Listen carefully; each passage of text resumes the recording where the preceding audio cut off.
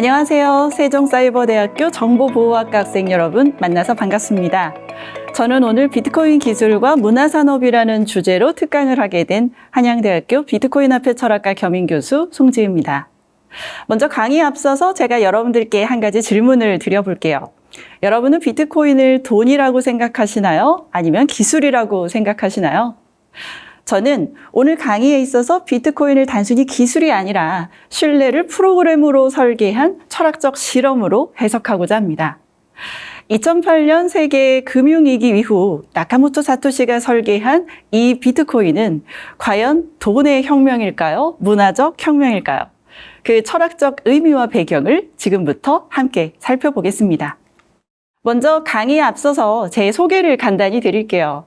제가 소속인 한양대학교 인문과학대학 비트코인 화폐철학과라고 이야기를 하면 사람들이 좀 고개를 갸웃거리는데요.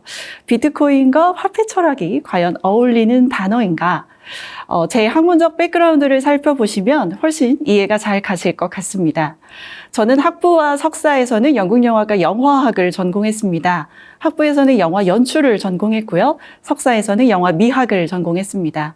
영화라고 하는 학문이 아무래도 다양한 학문의 토탈 아트죠. 또한 촬영이나 편집, 사운드와 같은 기술이 합쳐져야 퍼포먼스를 내는 학문이기 때문에 자연스럽게 예술과 기술의 상관관계를 훈련할 수 있었습니다. 박사과정에서는 인문과학대학으로 왔어요. 그래서 대중문화학 중에서도 K-컨텐츠의 디지털 아우라라고 하는 주제로 우리나라의 K-팝, 웹툰, e스포츠에 대한 NFT 프로젝트로 박사학위를 받았습니다. 그러면 오늘의 강의가 어떤 방향으로 이루어질지 여러분들 좀 짐작이 가시나요? 그래서 오늘은 컬처 테크놀로지라고 하는 문화 기술을 중심으로 교수이자 문화 큐레이터인 제가 다양한 K-컨텐츠의 NFT 프로젝트 그리고 비트코인, 블록체인에 대해서 지금부터 함께 살펴보도록 하겠습니다. 네, 여러분 지금부터 본격적인 강의를 시작해 보도록 하겠습니다. 여러분 앞에 칠판에 보시면 기술은 문화를 창조한다라고 되어 있죠. 오늘 우리가 배울 그리고 강의할 핵심 인트로입니다. 여러분들은 공학도시죠. 여러 가지 기술을 통해서 아마 세상의 변화와 혁신을 꿈꾸고 계실 겁니다. 공학자들은 항상 생각합니다. 우리의 현실을 어떻게 하면 바꿀 수 있을까? 어떻게 하면 합리적일까? 어떻게 하면 더 효율적일까? 그래서 이러한 공학자들의 아이디어는 다양한 산업의 혁신들을 함께합니다. 반면에 저 같은 인문학자들은요, 그 기술에 대한 관심을 조금 다른 방향으로 봅니다. 기술은 왜 만들어지는가? 기술을 통해서 우리의 삶은 어떻게 바뀔 수 있는가? 그럼 결국 이 how와 why에 대한 접점을 연구하는 것, 그러한 사람들이 필요할 텐데요. 오늘 강의의 핵심입니다. 바로 이 기술과 철학, 인문학의 핵심 중첩적인 부분을 컬처 테크놀로지라고 하는 문화기술의 개념으로 살펴보도록 하겠습니다. 여러분, 문화가 뭔가요? 그쵸? 일정한 사람들, 집단의 생활 양식을 말합니다. 우리가 흔히 말하는 의식주가 이 문화에 해당이 되죠. 자, 근데 최근엔 우리의 삶을 뭐가 많이 바꾸죠? 그렇죠. 기술이 많이 바꾸죠. 대표적인 게 지금 AI 같은 프로그램들이죠. 내가 글을 잘 쓰지 못해도 또는 정보가 조금 부족해도 AI 툴을 통해서 챗봇을 통해서 대화를 나누고 계획을 짜고 퍼포먼스를 출력할 수 있습니다. 그래서 이러한 기술은 우리 현대사회 이후 정확히는 산업혁명 그 이후의 삶을 뜨겁게 바꾸고 있습니다. 그러면 컬처 테크놀로지에 대해서 조금 더 함께 살펴보도록 하겠습니다. 컬처 테크놀로지는 SM타운의 그 창립자 이수만 대표가 처음 만든 용어인데요. 2019년 정도에 코로나 이전에 그 한국의 K-팝, K-컬처를 이야기하는 그 연설에서 처음 앞으로의 한국의 K-팝은 컬처 테크놀로지, 문화와 기술이 합쳐진 형태가 되어야 된다라고 기조 연설을 했어요. 그래서 그때 처음 시작된 용어 이후로 지금은 K-컨텐츠를 제작하는 기획, 마케팅, 여러 퍼포먼스들을 활용하는 통용적 용어로 사용하고 있습니다. 그러면 이 문화기술에 대한 오늘 강의, 비트코인과 접점을 설명하기 전에 우리가 오늘 주목하고 있는 비트코인의 탄생에 대해서 먼저 살펴보도록 하겠습니다. 여러분들 잘 아시다시피 비트코인이 탄생한 건 2008년도죠. 사브프레임 모기지 사태라고 하는 미국의 금융위기를 시작으로 전 세계에서 엄청난 중앙에 대한 신뢰와 불신이 이어졌습니다. 내가 나의 자산을 안전하게 은행에 맡겼더니 나는 단 한 번도 의심하지 않았던 그 은행이 갑자기 어느 날 파산했어요. 내가 성실하게 모았던 돈과 자금과 여러 가치들이 한순간에 부정당한 느낌이었겠죠. 우리가 지금까지 신뢰라고 하는 것들을 한번 거슬러서 살펴보도록 하겠습니다. 신뢰라고 하는 것을 여러분들은 어떤 것을 보고 느끼나요? 보통은 내가 느끼는 믿음, 내가 저 상대, 저 대상에 대해서 뭔가 믿고 싶은 마음, 그렇게 눈에 보이지 않는 불특정한 어떤 충성도 같은 것들로 신뢰를 만들 수도 있고요. 또는 문서나 기록을 통해서 신뢰를 획득할 수도 있죠. 그런데 이 비트코인이 탄생한 2008년도는 이러한 중앙에 대한 불신, 중앙 집권, 권력, 공기관, 은행, 국가에 대한 불신이 커진 시기였습니다. 그래서 이 시기 사토시 나카모토라고 하는 익명의 사람이 비트코인 백서라고 하는 것을 리듬에 발표하는데요. 진짜 이름인지는 모르죠. 익명이고 나이가 어떤지 출신 국가가 어떤지 모르겠지만 우리가 신뢰라고 하는 것을 이제는 마음으로 믿지 말고 직접 기록으로 보고 증명하는 시스템적으로 설계한 최초의 논문입니다. 그래서 이때 2009년도에 사토시 나카모토의 비트코인이 탄생했을 때는 일종의 기술의 한 부분이거나 아니면 잠시 일시적으로 탄생하고 사라지는 기술이지 않을까라고 생각했지만 그 이후에 이 기술을 신뢰하고 함께하는 커뮤니티, 생태계들이 확산되게 되면서 비트코인은 훨씬 더 성장하게 됩니다. 하지만 디지털 환경 속에서 이루어지는 비트코인이기 때문에 이것을 접속하거나 이해하거나 활용하는 데 있어서는 다양한 디지털 기술이 필요했죠. 그래서 접근하는 데 있어서 연령이 높으신 분들이거나 아니면 디지털 기술에 대한 사전 지식이 없는 사람들은 접근하기 위한 허들이 굉장히 컸어요. 그래서 2009년도에 성장하는 비트코인은 일종의 커뮤니티, 소수 중심으로 이 기술을 이해할 수 있고 향유할 수 있는 사람들 위주로 성장을 했죠. 그러다가 본격적으로 비트코인이나 블록체인이 핫하게 주목을 받은 시기가 있습니다. 바로 코로나 팬데믹이죠. NFT로 대표되는 불대체 가능한 토큰. 이 NFT는 일종의 디지털 환경에서 무분별하게 나오는 어떤 정보들, 그것들이 진실인가, 진짜인가를 증명하는 일종의 디지털 증서와 같은 역할을 합니다. 그래서 이 NFT는 팬데믹 시기에 아주 많은 사람들과 영역, 산업적으로 관심을 받게 되는데요. 오늘 우리가 뒤에서 본격적으로 자세히 살펴볼 문화산업, 특히 아티스트들도 많이 관심을 가졌습니다. 그러면 팬데믹 시기에 오프라인을 대체하는 디지털 프로젝트들이 붐을 이루게 됐고 그중에서도 블록체인과 NFT에 대한 성장, 가능성, 시장, 투자가 엄청나게 이루어지게 되면서 빠르게 우리가 기획하던 웹2 시대에서 웹3 시대로 넘어가게 되죠. 이따 뒤에서 자세히 배우겠지만 웹2와 웹3의 가장 큰 차이점은 역시 비트코인의 시작점과 마찬가지로 중앙입니다. 웹2는 중앙 중심적인 플랫폼 중심 생태계를 이루었다면 웹3는 그 틀을 깨고 개인 중심, 창작자 중심의 경제와 아이템, 그리고 비즈니스들을 가능하게 하는 여러 가지 그리고 마케팅들이 활성화되게 되죠. 그래서 비트코인은 단순한 기술이나 돈에 대한 가치뿐만이 아니라 신뢰를 프로그램으로 설계한 철학적 가치까지 함께 의미를 부여할 수 있습니다. 조금 더 자세히 볼까요? 그럼 우리가 비트코인의 핵심 기술을 크게 세 가지로 살펴볼 수가 있어요. 첫 번째, 분산 원장입니다. 우리가 중앙이라고 하는 것 굉장히 막강하죠. 대기업이나 국가, 공기관이 가지고 있는 중앙은 파워풀한 어떤 정보나 인력, 그리고 시스템으로 인해서 많은 정보를 한꺼번에 통제합니다. 근데 이러한 중앙 집권적인 사건이나 기업의 문제점들이 얼마 전에도 발생했죠. 바로 SK텔레콤입니다. 저 역시 SK텔레콤을 10년 넘게 쓰고 있는 장기 고객이거든요. 충성도가 아주 높죠.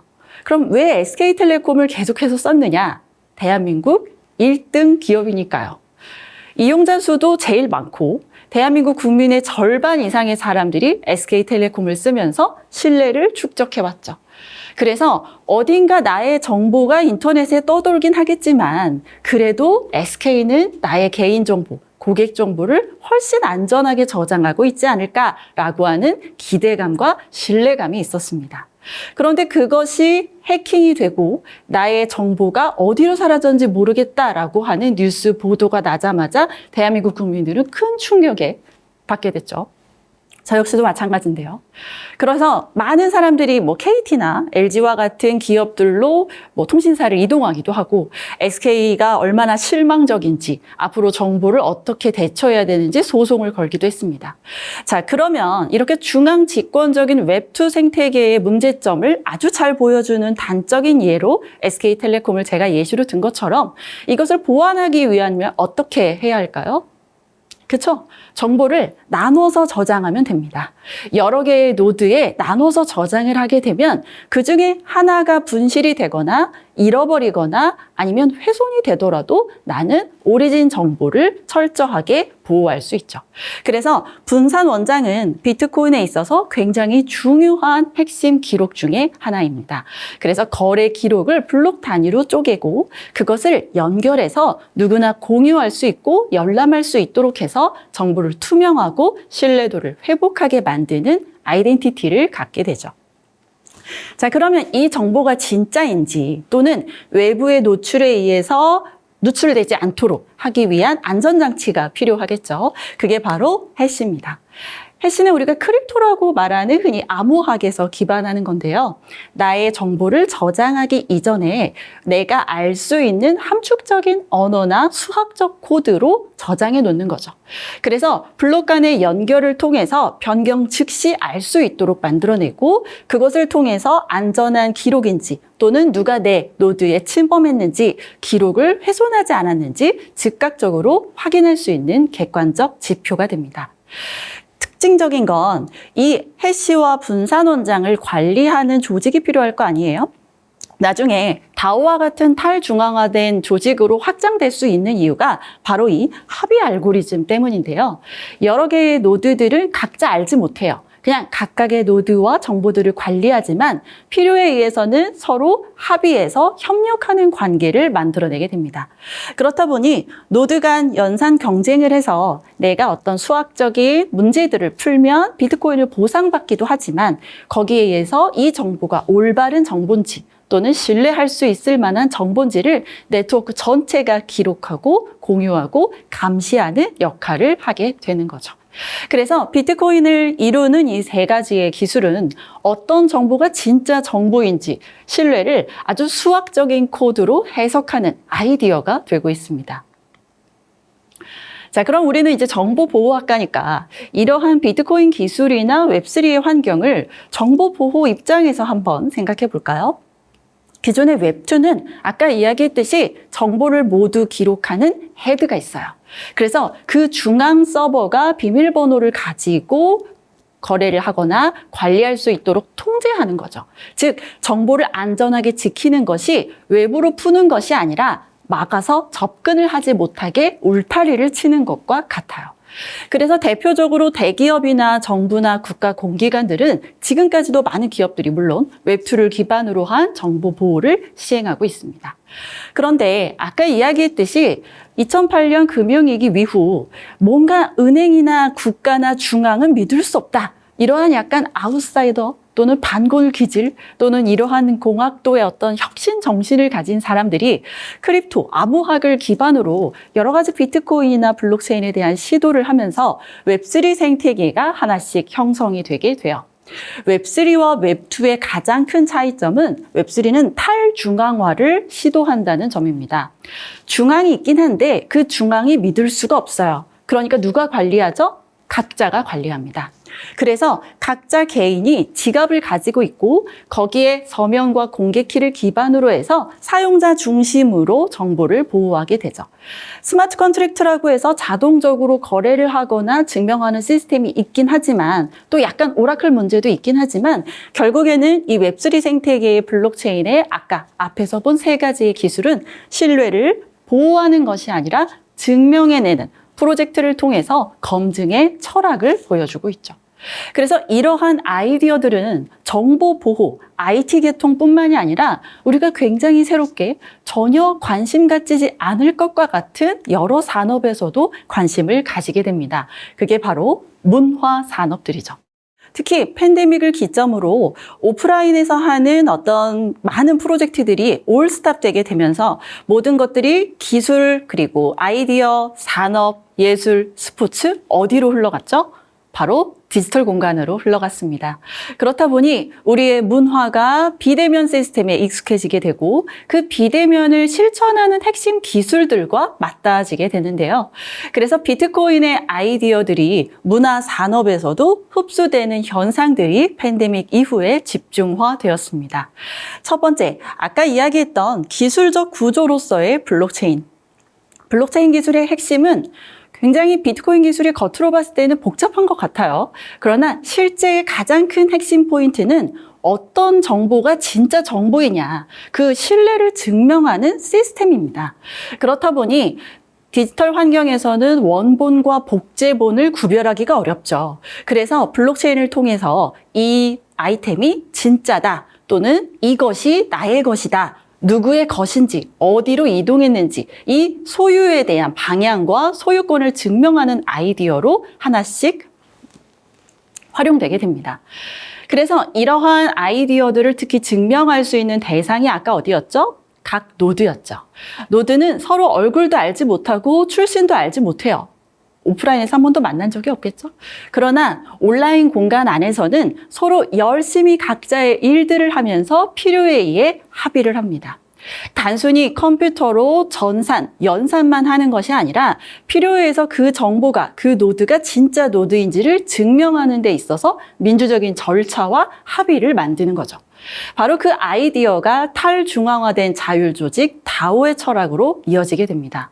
그래서 다오는 민주주의의 방법으로 다수결에 의해서 투표를 처리하듯이 중앙이 아닌 그 조직을 관리하는 커뮤니티 안에서의 사람들끼리의 사회적 약속, 합의가 이루어지게 되죠. 그러면 블록체인이라고 하는 이 새로운 기술이 역설적으로 뭘 만들었을까요? 바로 새로운 형태의 사회적 신뢰를 만들 것과 마찬가지죠. 특히 아까 제가 처음 그 강의 초반에 이야기했듯이 비트코인이나 블록체인은 디지털 공간 안에서의 컴퓨터적인 정보나 환경을 이해해야 되기 때문에 정보 접근의 허들이 크다고 했었죠. 그렇다 보니 이러한 것들을 이해할 수 있는 젊은 세대나 아니면 공학적인 베이스가 있는 커뮤니티 중심으로 비트코인이나 블록체인이 활성화되기 시작했습니다. 그렇다 보니 중앙 집권적, 다시 말해 방송국이나 언론사와 같은 마케팅에 의해서 대중을 홍보하는 것이 아니라 커뮤니티 중심으로 자신들의 아이덴티티나 철학, 아이디어들을 공유하고 확산하는 새로운 문화의 형태를 만들어내게 된 거죠. 그럼 결론적으로 비트코인과 문화기술이라고 하는 이 세 가지의 아이디어는 어떻게 문화산업에서 활용되고 있을까요? 아까 이야기했듯이 웹3 시대가 정보 보호의 어떤 패러다임을 변화했듯이 문화산업 역시도 마찬가지였습니다. 우리 웹2 시대의 문화산업이라고 하면 가장 큰 주체, 권력을 가진 막강한 주체가 어딜까요? 그쵸? 바로 언론입니다.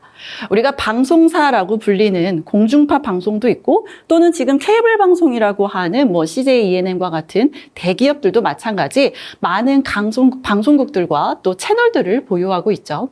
그래서 그 대기업이나 국가 중심의 아이디어들, 특히 매스미디어는 엄청난 파급 효과를 대중들에게 끼칩니다. 그래서 이 당시만 하더라도 웹2 시대의 TV에 나오는 것, TV에 나오는 정보는 거의 무조건적인 신뢰를 만들어내는 대상이 되었고 그 방송국이나 당연히 기업에 대한 영향력도 막강하게 되었죠. 그래서 이렇게 중앙 서버 중심으로 금융뿐만이 아니라 정보나 문화와 같은 산업들도 확산되고 있었는데 아까 이야기했듯이 팬데믹 이후 웹3 시대가 본격화되기 시작하고 블록체인이나 NFT와 같은 아이디어들이 마구마구 성장하게 되면서 창작자 경제라고 하는 커뮤니티 중심의 새로운 형태가 탄생하게 됩니다. 이 창작자 경제의 핵심은요, 창작자가 소비자이자 제작자이자 이 모든 것들을 하게 되는 순환적 구조를 가진다라는 거예요. 예를 들어 볼까요? 웹2에 있어서의 프로그램을 만든다라고 우리가 생각을 해보면 방송국이 제작을 하고 투자를 하고 배급을 하고 PD나 작가나 아나운서와 같은 여러 전문 인력들이 있죠. 그래서 우리가 시청자라고 하잖아요. 이 프로그램을 보는 대상들을 그야말로 그 용어를 풀어보죠. 그냥 듣고 보는 사람이에요.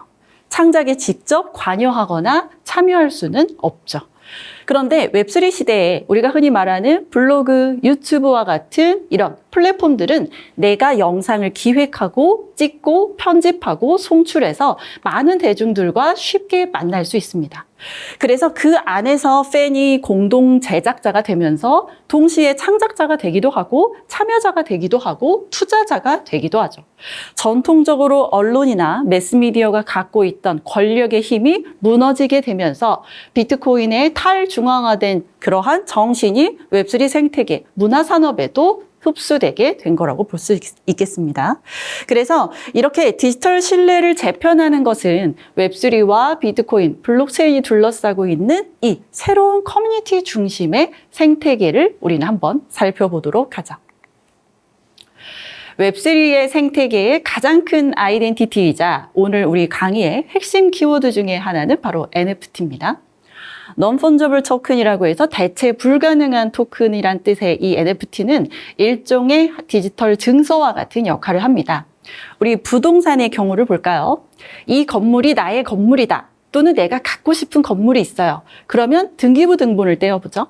그래서 그 안에 건물이 언제 지어졌는지, 소유주가 누구였는지, 어디서 어디로 팔렸는지, 아니면 근저당은 얼마인지, 위치는 어떻게 되는지, 평수는 어떠한지 여러 가지 건물에 대한 정보를 열람할 수 있고 기록할 수 있죠.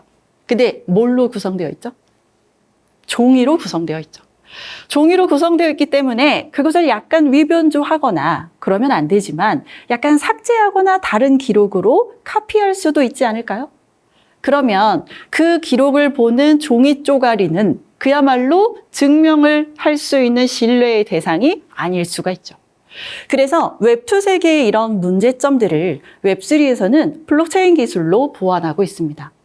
그래서 NFT는 기존의 디지털 환경에서 원본과 복제본의 구분이 모호한 이러한 환경에서 어느 것이 진짜 정보고 어느 것이 진짜 작품인지를 인준할 수 있게 되는 디지털 증서 역할을 하게 되는 거죠.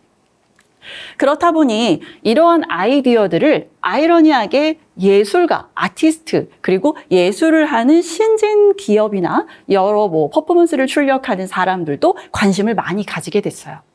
첫 번째, 이 NFT라고 하는 건 일단 아까 이야기했듯이 창작자가 쉽게 자신의 작품을 NFT로 변환해서 그것을 기록하거나 소유해서 디지털 자산으로 만들 수도 있고요. 또는 NFT를 통해서 내가 그걸 보유하고 있다가 그 작품의 가치가 높아지면 나중에 팔 수도 있고요. 또는 내가 만든 작품이 영구적으로 사라지지 않기 위해서 NFT로 저장, 보호할 수도 있죠. 그래서 아티스트들은 기존의 물리적인 예술 작품과는 다른 형태로 새로운 아이디어의 NFT 아트를 탄생시켰습니다. 자, 여기서 제가 제목에 아우라의 귀환이라고 나타났죠? 아까 자세히 슬라이드를 본 학생들은 아실 텐데 제 영어 이름이기도 합니다. 아우라송. 자, 아우라가 무슨 뜻일까요? 여러분 아마 우리 일상에서 아우라라는 말을 들어본 적 있으실 거예요. 그래서 저 사람은 아우라가 되게 강하다. 저 장소는 아우라가 강하게 느껴진다. 이런 식으로 많이 쓰시게 되죠. 그때 아우라는 우리 발터 베냐민이라고 하는 철학자가 처음 이 용어와 개념을 만들었는데요. 원본 예술 작품이 가지는 어떤 숭고한 분위기, 고고한 분위기, 그러한 느낌들을 아우라라고 표현합니다. 그래서 전통 예술에 있어서 아우라는 최고의 미학적 가치예요. 예를 들어 볼까요? 우리가 어떠한 모나리자의 작품을 보러 가기 위해서 수많은 디지털 환경 속에서 클릭만으로 모나리자의 작품을 구경할 수도 있어요. 그러나 실제 모나리자의 원본이 실린 박물관에 가서 그 앞에서 모나리자를 대면하잖아요. 그럼 분명 화면과 똑같은 모나리자인데 무엇이 느껴지죠? 그 장소, 그것이 만들어진 시간, 공간, 역사적 의미와 함께 무언가 더 깊은 울림이 느껴져요. 그래서 원본 예술만이 가지고 있는 이 고고한 숭고적인 아우라라고 하는 개념은 제일 중요한 전제 조건이 바로 지금 여기입니다. 내가 이 작품을 반드시 면대면 오프라인으로 봐야 하고요. 그리고 일정한 거리감을 두고 봐야 돼요. 그래서 우리가 어떠한 사람이 아우라가 강하다라고 이야기를 하는 건 굉장히 친숙한 대상이나 많이 볼 수 있는 사람에 대해서는 아우라라는 표현을 쓰지 않습니다. 예를 들어 뭐 유명인이나 연예인들을 살펴본다면 TV나 언론 노출이 거의 되지 않는 연예인들 또는 배우인데 굉장히 중요한 역할이나 고급스러운 역할 또는 사회 상류층의 역할들만 하면서 대중의 노출이 적은 배우들 이런 사람들에게 아우라가 있다라는 표현을 쓰죠. 그 두 번째 이유가 바로 아우라가 가지는 의미 때문인데요. 바로 숭고한 의미. 이 서양 철학에서 나온 미학적 용어거든요. 그래서 서양 철학의 관점에서 본다면 바로 종교와 연관이 있습니다. 우리 서양 예술에서 가장 크게 부각되고 있는 환경이나 스폰, 백그라운드가 어디죠? 바로 성당과 종교, 그리고 귀족의 집단들이죠. 과거 예술은 평민들을 위한 대상이 아니었어요. 그래서 일반인들은 먹고 살고 농사 짓고 어떤 하루 종일 일을 하기에도 바쁜데 어떻게 예술적인 감상이나 교육이나 훈련을 받겠습니까? 그 당시에 글이라고 하거나 아니면 뭐 시를 읽거나 음악을 하거나 그림을 그리는 사람들은 모두 일종의 교육적인 훈련들을 받은 평균 이상의 사람들이었죠. 그래서 그 사람들이 자신이 좋아하는 작품을 아티스트나 집단에게 의뢰해서 창작을 만들어내거나 또는 성당과 같은 종교적인 공간을 짓기 위해서 그 벽면을 꾸미고 할애하는, 그래서 성경을 글로써 대중에게 어떤 영향력을 끼치는 것보다는 눈으로 보다 가시적이고 교육적인 효과를 낼 수 있도록 하는 그러한 역할들로 예술을 많이 활용했습니다. 그래서 전통예술의 가장 중요한 특징을 보면 세상에 존재하는 단 하나, 아티스트의 혼, 그 다음에 의미, 역사, 철학이 담긴 물리적인 원본, 이 오브제라고 하는데요. 가장 중요하다고 생각을 합니다. 그리고 그것을 일정한 거리를 두고 바라봐야 하고, 그래서 서양 예술이나 전시, 공연 같은 것들을 보면 항상 무대랑 객석이 구분되어 있죠. 그래서 공연이나 전시나 예술 작품은 조용히 그리고 아주 경건한 마음으로 감상해야 되는 대상으로 여겨졌습니다.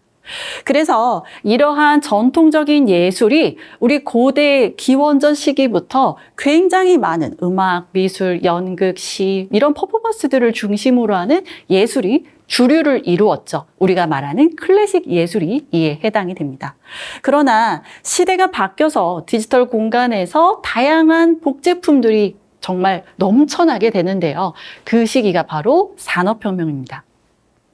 우리 산업혁명으로 인해서 전 세계가 복제화되고 대량 생산화되면서 예술 역시도 변화했습니다.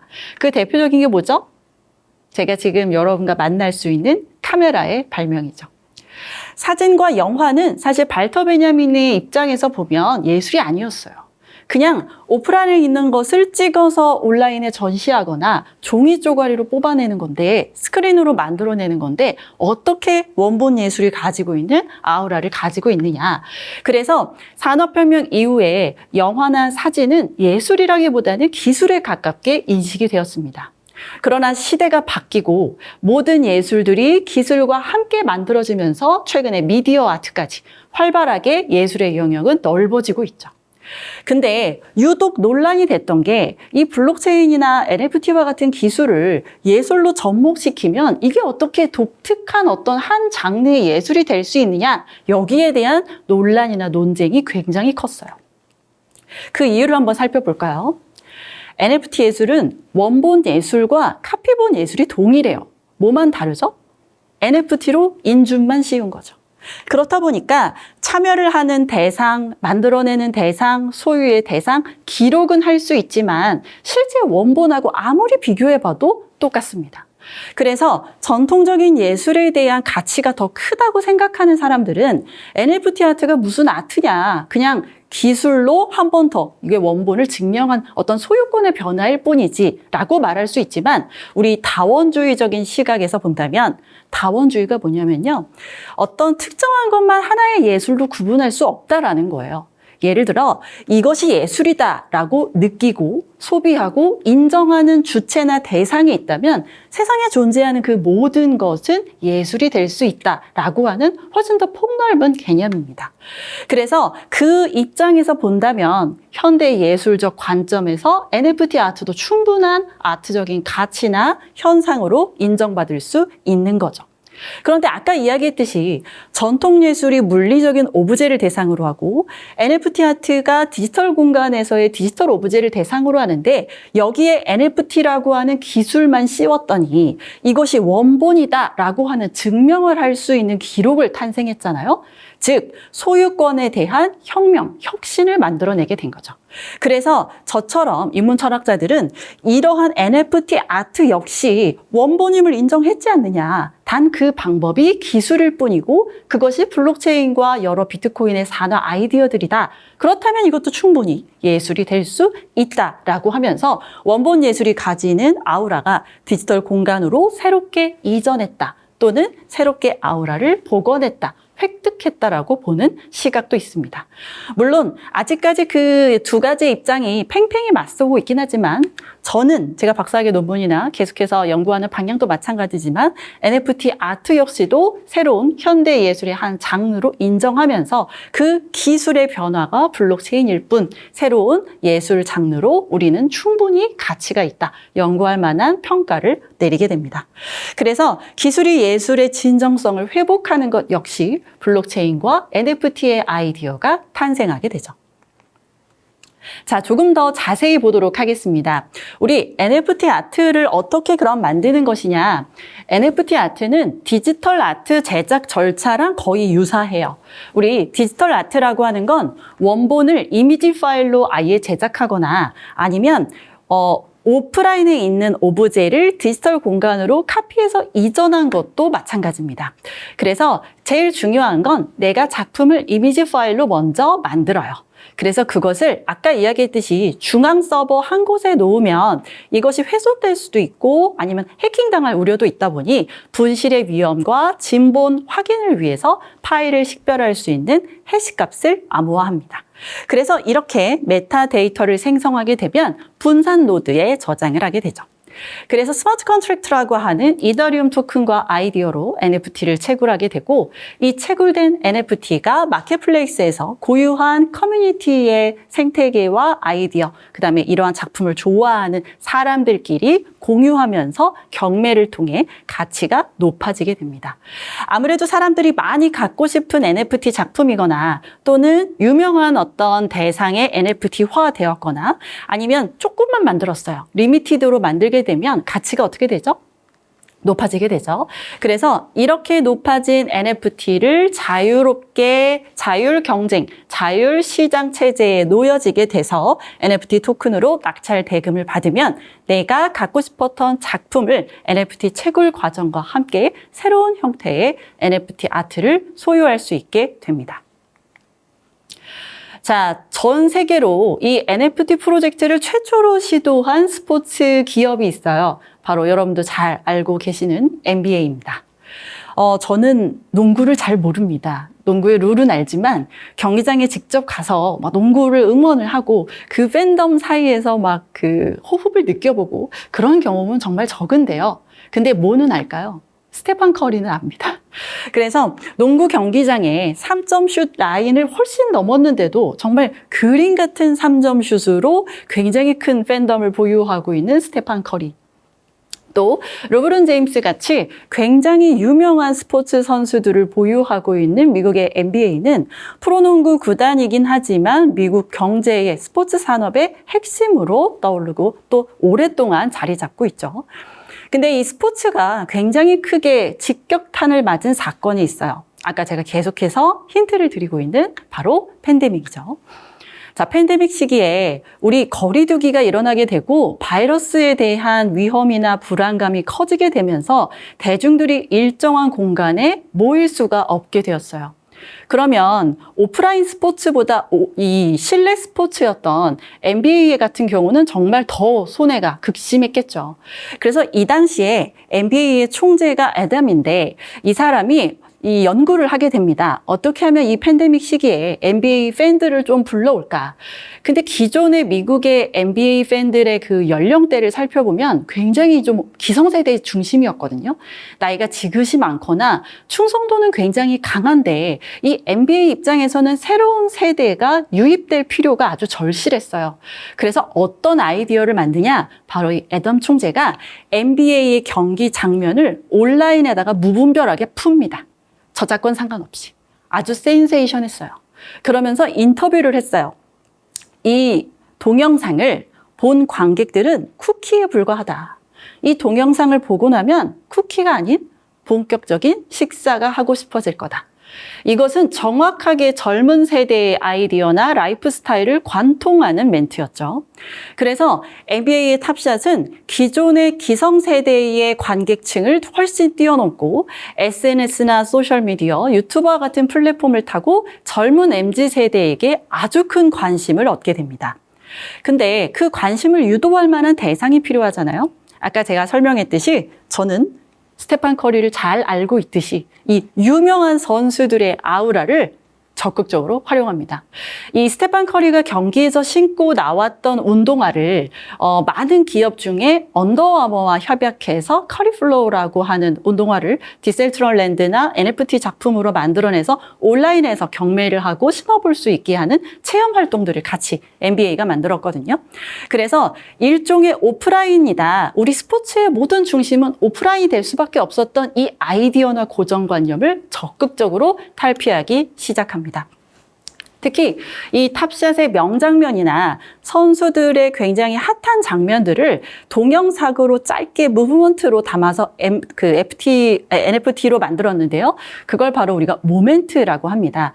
그래서 경기의 하이라이트를 순간적으로 내가 소유한다라고 하는 새로운 즐거움, 그리고 그것을 소유해서 잘 가지고 있으면 이 작품이 인기가 많아져서 훨씬 더 경제적인 가치가 높아진다라고 하는 디지털 자산화, 이런 것들까지 함께 팬들이 소유하고 공유하고 디지털화하고 경제적인 효과까지 만들어낼 수 있는 게 바로 탑샷 프로젝트 플랫폼입니다.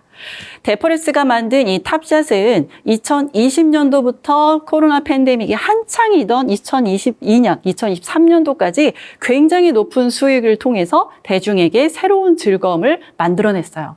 신기하죠? 우리가 스포츠라고 하는 건 꼭 직접 내가 경기장에 가서 선수를 봐야만 흥이 날 것 같았는데 이러한 젊은 세대를 중심으로 디지털 공간과 온라인 환경에서 새로운 아이디어로 접할 수 있다니 말이죠.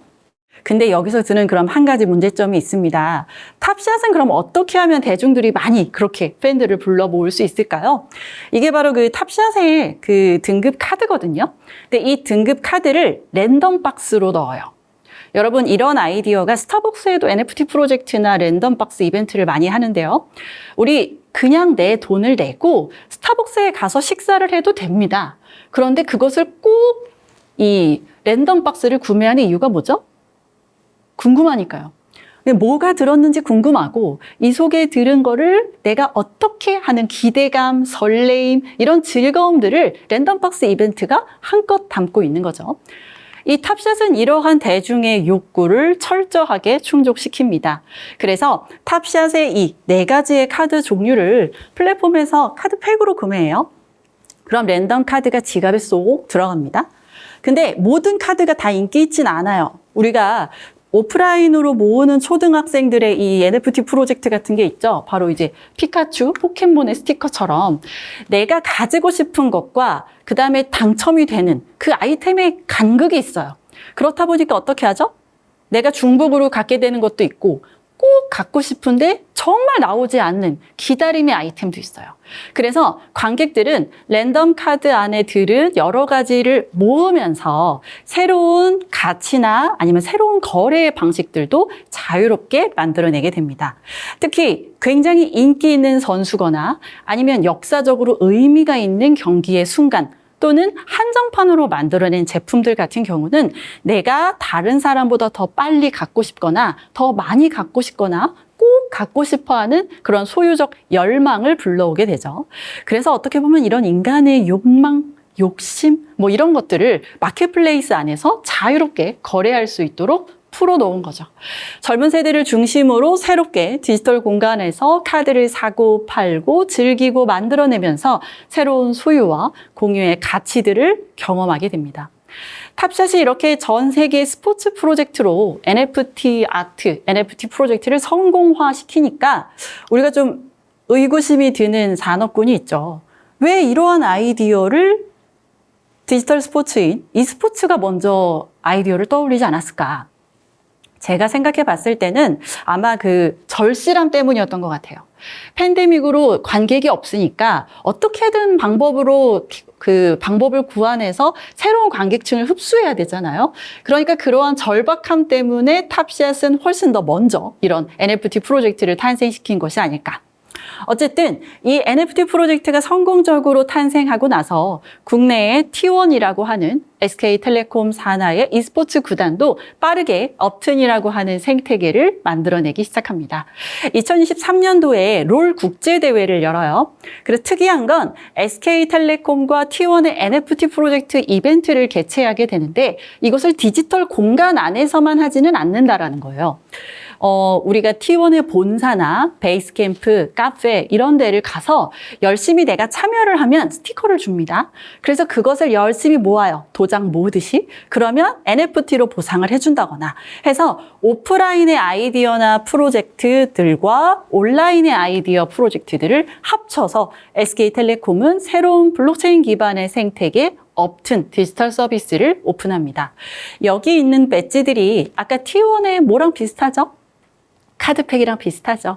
그래서 우리의 국보, 페이커를 비롯한 여러 e스포츠 선수들의 이미지들, 역시 경기 장면, 그다음에 뭐 업적들 이런 것들을 NFT로 인준하면서 새로운 소유와 공유에 대한 즐거움을 만들어냈습니다. 자, 근데 사실은 이 문화기술이라고 하는 용어 역시 아까 제가 앞에서 설명했듯이 SM이거든요. SM은 우리나라에서 아이돌이라고 하는 일본식 시스템을 한국의 현지화 과정을 통해서 훨씬 더 다양한 스토리텔링이나 철학적 아이디어들 그리고 기술적인 퍼포먼스들과 만들어내게 되면서 SMP라고 하는 SM 뮤직 퍼포먼스의 한 장르를 탄생시키기도 하고 SM은 보는 음악보다 귀로 듣는 음악보다 보고 즐기는 음악일 때 훨씬 더 큰 시너지를 내고 있거든요. 그래서 문화기술이라고 하는 아이디어 그리고 지금 우리가 K 컨텐츠에서 다양하게 쓰고 있는 이 컬처 테크놀로지라고 하는 철학 역시도 SM타운을 보면 아주 잘 알 수 있습니다. SM타운은 SM이 하는 블록체인 기반 어떤 프로젝트뿐만이 아니라 모든 메타버스 아이디어들을 다 함축적으로 표현하는 포괄적인 개념이라고 생각하시면 돼요. 밑에 보시면 광야라고 하는 세계관이 있죠. SM의 그룹들은 항상 서사가 있습니다. 그래서 이 서사의 출발점을 이렇게 거슬러 보면 2000년대 초반 아직도 활동하고 있긴 한데 TVXQ라고 하는 동방신기부터 북동아시아에 신이 일어난다라는 뜻의 사람이지만 그 아이돌을 하나의 신격화, 우상화시켜서 앞에 신처럼 호를 붙여서 윤호, 미키, 유천 뭐 최강, 창민 이런 식으로 만들어내게 되죠. 해서 그 세계관, 스토리텔링을 중심으로 지금의 NCT까지 이르기까지 많은 그룹들이 광야라고 하는 세계관 안에서 아이돌을 중심으로 하는 그 아이돌을 백그라운드로 만들어내는 다양한 스토리텔링 전략들을 활용하게 됩니다. 그리고 NFT 프로젝트로 이 아티스트들의 사진이나 앨범과 같은 것들을 포토카드 형태를 NFT로 인준해요. 그래서 그것을 마켓플레이스에서 팔고 공유하면서 내가 좋아하는 아티스트들을 훨씬 더 가까이에서 경험하게 되죠. 또한 메타버스 콘서트를 중심으로 우리 SM의 그 컬처 테크놀로지의 핵심을 보여주는 그룹이 에스파부터 시작을 하는데요. 아바타와 인간의 캐릭터를 같이 병렬적으로 배치함으로써 디지털 공간과 오프라인의 어떤 활동들을 같이 하게 되죠. 그래서 SM타운의 모든 아티스트들은 자신들만이 가지고 있는 SM타운이라고 NFT라고 하는 공간 안에서 스토리나 NFT나 여러 블록체인 프로젝트, 메타버스, AI 프로젝트, 아바타들을 통해서 여러 경험들을 하게 됩니다. 그래서 창작자 경제의 핵심처럼 팬이 적극적으로 참여하게 되고 그러한 오브제들, 디지털 오브제, NFT 아트들을 소유하게 되면서 많은 아티스트와 거리감을 좁히는 공감도 만들어내게 되고 이것들을 다시 재창작하거나 재판매하면서 이 순환 구조로 엄청난 수익을 산업적으로 가지고 오게 되죠. SM의 이런 성공은 사실 SM 엔터테인먼트뿐만이 아니라 여러 국내의 아이돌 중심의 매니지먼트에도 그대로 흡수가 됩니다. 그래서 두나무 같은 기업들과 같이 프로젝트를 만들어서 JYP나 하이브 같은 기업들도 NFT 프로젝트를 활성화하게 돼요.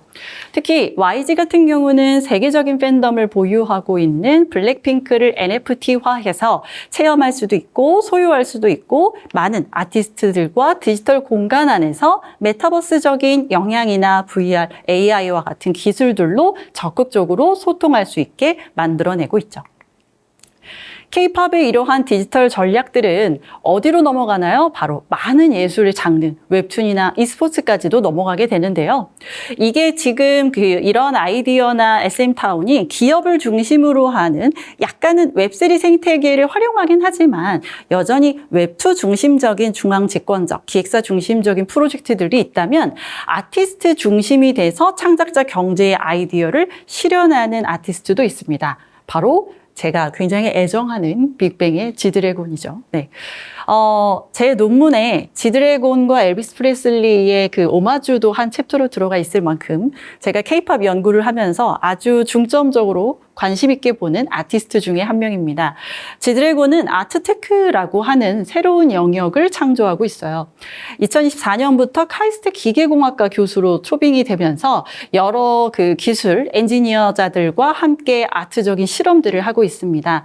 올해 열렸던 그 지드래곤의 콘서트가 한 8년 만에 열렸는데 거기에 보면 AI나 드론, 인공지능과 같은 여러 기술들을 함께 만들어내서 공연이 시작하기 전에 드론으로 먼저 이렇게 꽃을 피우고 그 드론이 하트브레이커의 자켓 페이지로 넘어가게 되면서 다음 곡이 무엇인지를 알린다라던가 비트박서 윙과 함께 콜라보를 하게 되는데 사실 비트박서는 입으로만 하는 어떤 그 단순한 퍼포먼스라고 생각하실 수 있지만 그 사람의 신체를 기술을 통해 대중들에게 보여줘야 되기 때문에 아주 많은 사운드적인 기술과 최첨단 아이디어들이 필요합니다.